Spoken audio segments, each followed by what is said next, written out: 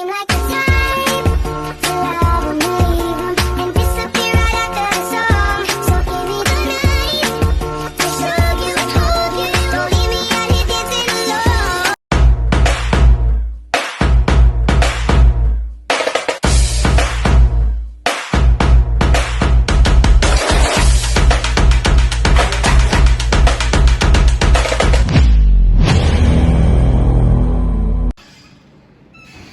Assalamualaikum warahmatullahi wabarakatuh. Waalaikumsalam warahmatullahi wabarakatuh. Apa kabar Anda semuanya? Alhamdulillah. Sehat, Bu. Sehat. Apakah ada teman-teman yang tidak hadir hari ini? Tidak, Bu. Hadir semua? Ya, Bu. Baiklah, Ibu akan mulai absen terlebih dahulu. Sakina? Hadir, Bu. Adinda? Hadir, Bu. Wija? Hadir, Bu. Sarmila? Hadir, Bu. Zikri? Hadir, Bu. Hadir semuanya? Ya, Bu. Baiklah, untuk itu perhatikan kelasnya apabila ada sampah tolong dibuangkan dan rapikan kursi dan mejanya. Baiklah, untuk itu kita akan memulai perkuliahan pada siang hari ini dengan mengucapkan bismillah dan doa. Silakan kepada Liza pimpin doa, nak. Bismillahirrahmanirrahim.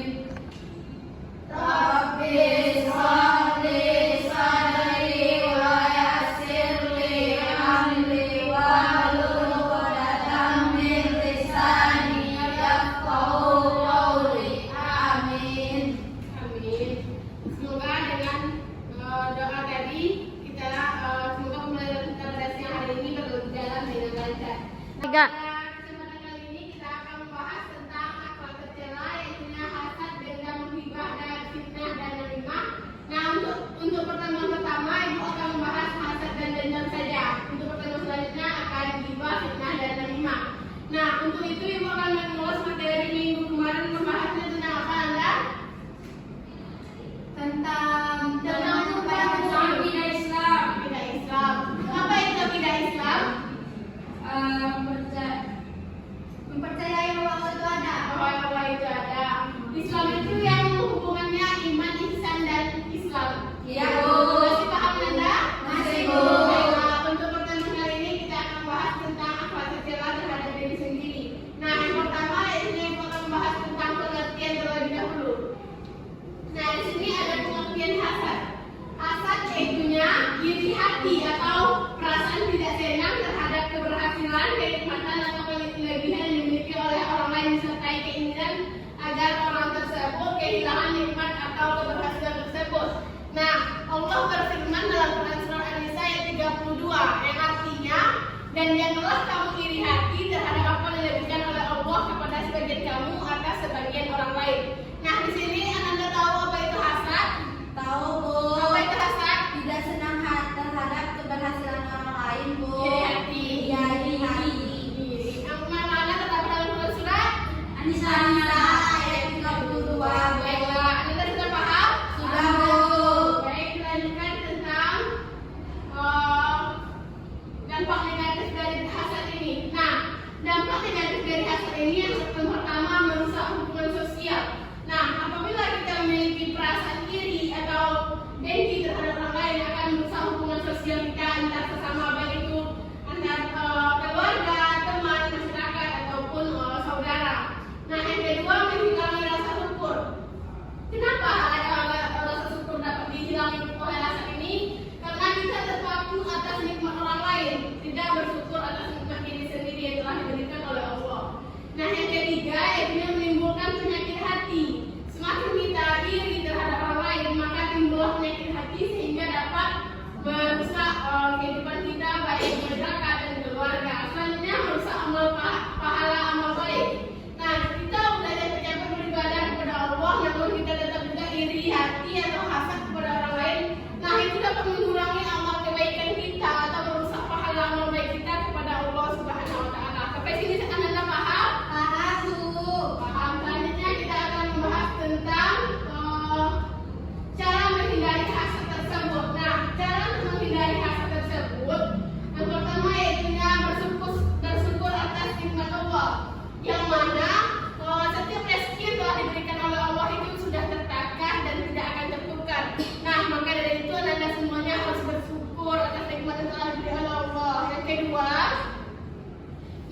meningkatkan keimanan. Nah, cara untuk menghindari hasad ini yaitu meningkatkan keimanan dan ketakwaan kepada Allah dengan berpuasa, sholat, dan juga yang lain sebagainya. Nah, yang ketiga, berdoa untuk kebaikan orang lain. Misalnya nih, orang tersebut dia nyerah kelas. Nah, kita berdoa semoga seorang tersebut tetap istiqomah dan juga yang lainnya. Dan yang keempat, memperbaiki diri. Nah, di sini memperbaiki diri yaitu kita itu teman kita yang dalam kelas tadi itu kita jadikan motivasi terhadap diri kita sehingga kita bisa memperbaiki dan meningkatkan motivasi dalam kehidupan sehari-hari. Selanjutnya kita akan membahas tentang dendam. Nah, dendam yaitunya, Anda tahu apa itu dendam? Perasaan marah dengan orang lain atau kita kesal bu gitu. Berlarut-larut. Ya. Baik. Nah, dendam yaitunya perasaan marah atau kekesalan berlarut terhadap seseorang akibat perbuatan buruk atau ketidakadilan yang dirasakan dengan keinginan untuk membalas atau menyakiti seseorang tersebut. Nah, bisa Anda kasih contoh dendam? Memberikan contoh dendam? Ada bu, seperti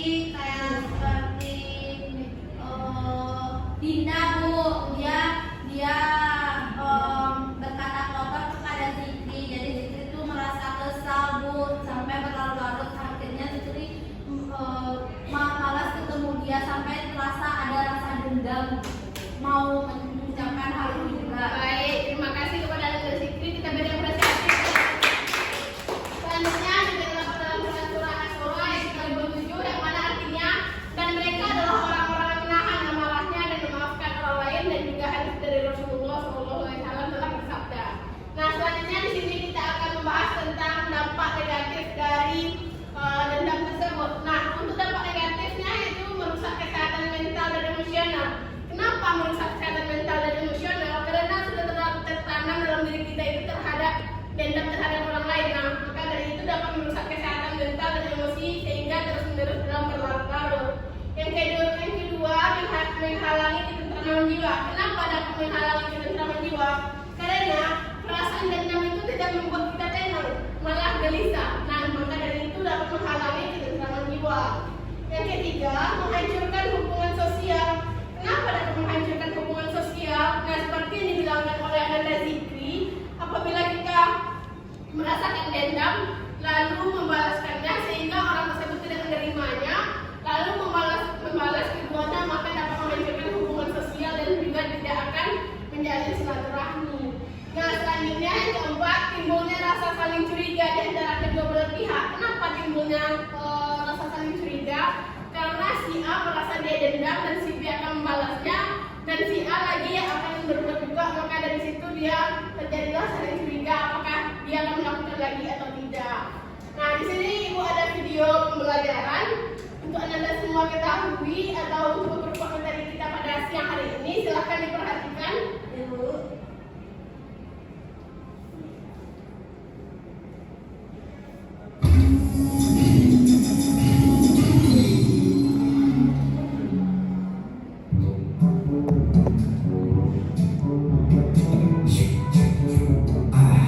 Mantap. Pak Supri, tolong bantuin. Ada apaan sih, coba panggil-panggil? Kami mungkin aja. Ayo Pak Supri, bantuin. Berani. Waduh.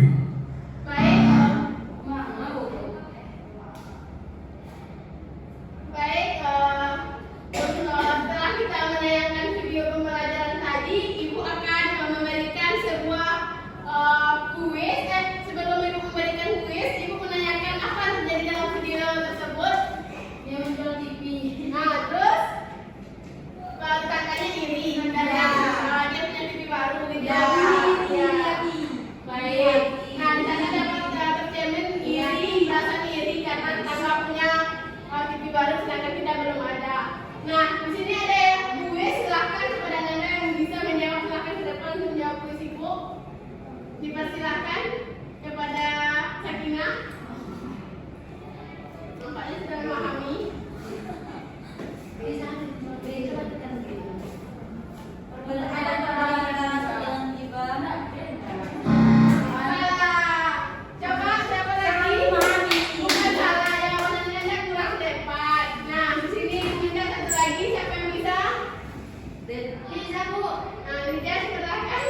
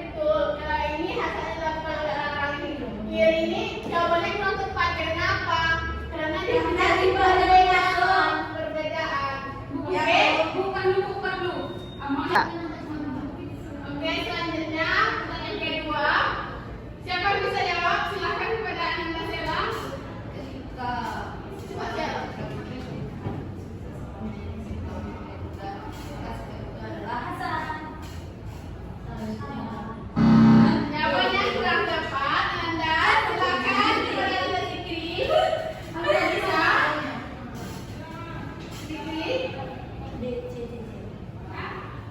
C yang gimana? C. Oh, kamu bisa sih tahu? Juga silakan.